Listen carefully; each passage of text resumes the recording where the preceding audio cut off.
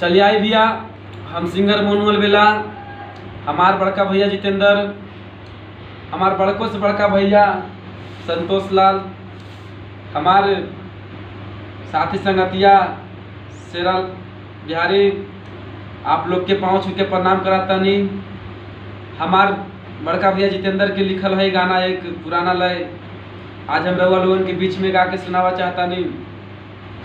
हमार गाना बढ़िया लगी रउआ लोगन के तो प्लीज़ आप लोग से मेरा एक रिस्पेक्ट है, हमारे चैनल को सब्सक्राइब करें और लाल बटन को दबाना ना भूलें।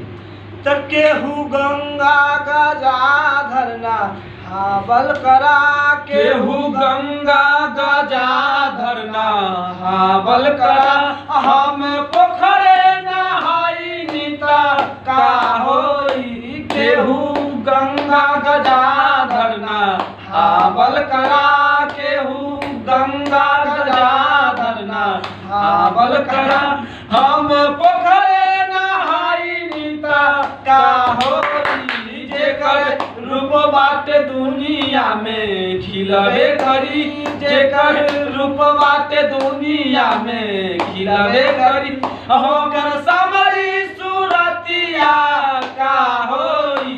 जेकर रूप बाटे दुनिया में खिलबे करी, जेकर रूप बाटे दुनिया में खिलबे करी, ओकर समरी सूरतिया का होई। केहू माँ बाप की सेवा किया नहीं, केहू माँ बाप की सेवा किया नहीं, फिर गंगा नहाने से क्या होई। केहू माँ बाप की सेवा किया नहीं, केहू माँ बाप की सेवा किया नहीं, फिर गंगा नहाने से क्या होगा।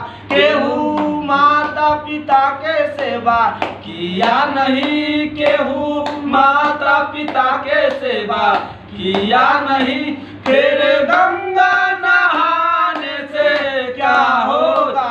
जेकर रूप बाटे दुनिया में खिलबे करी, जेकर रूप बाटे दुनिया में खिलबे करी, ओकर समरी सूरतिया का होई। जेकर रूप बाटे दुनिया में खिलबे करी, ओकर समरी सूरतिया का होई।